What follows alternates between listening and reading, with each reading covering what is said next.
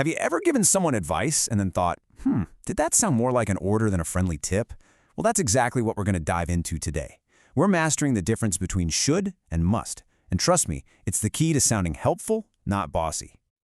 Okay, think about it like this. What's the feeling you get from a tip from your best friend versus an order from a police officer? One's a gentle suggestion, right? The other, well, that's a rule you don't break.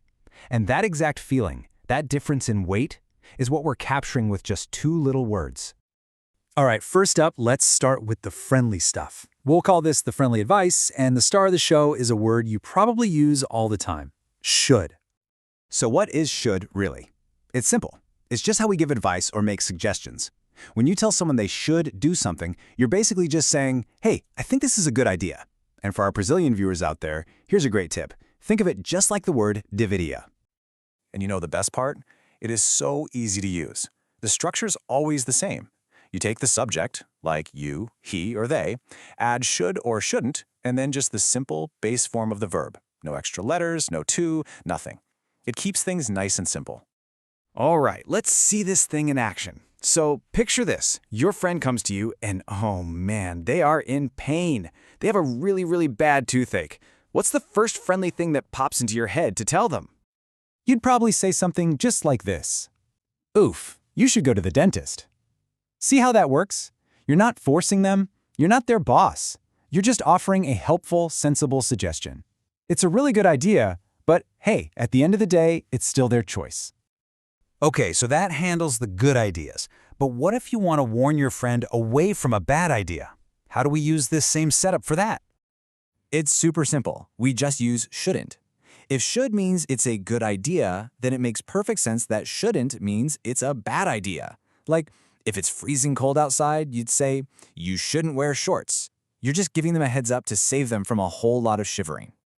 All right, we've totally got the friendly advice down. So now, let's flip the coin and meet the other side, the strict rule, which is all about the very powerful word must. Now, must is a whole different beast.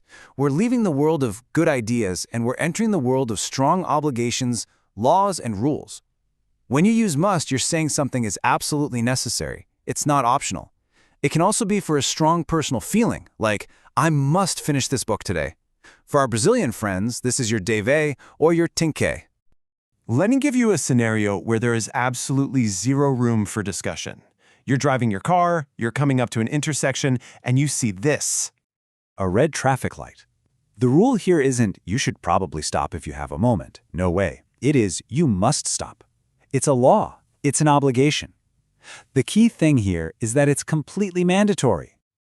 But here's where you really got to pay attention. I'm putting up a big warning sign because the negative form, mustn't, has a very specific, very strong meaning that can be a little tricky for people. Okay, this is so important. Mustn't does not mean you don't have to. It means it is absolutely forbidden. It is not allowed. In Portuguese, it's proibido.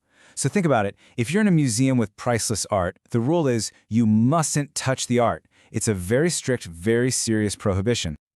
Okay, so we've met our friendly advisor, should, and we've met the strict rule maker, must. Now let's put them side by side for the final showdown and make everything totally crystal clear. All right, this table breaks it all down perfectly. Let's just walk through it. First row, should. The meaning is simply a good idea. And vibe is just advice or a suggestion. For example, you should watch this show. Now look at must. The meaning is necessary, and the vibe is a serious obligation or a law. Like, you must pay taxes. Yeah, no choice there. And finally, the big one, mustn't. The meaning is forbidden, and the vibe is a strong prohibition. You mustn't text and drive. You can really see the difference in intensity here, right? From a gentle little nudge to an unbreakable rule. So, with all of that in your back pocket, you are ready. It's your turn to put this into practice. Now you're the advisor. Before you go, let's just lock this knowledge in. Here are your key takeaways. Just remember these three things. Should is for your friendly tips. Must is for the serious rules. And mustn't means something is absolutely forbidden. It's really that simple. All right, one last test for you. Imagine a friend tells you they really want to learn English. Using everything we just covered, what advice should you give them? Think about it for a second, and then go out there and start giving some better, clearer advice today. You got this.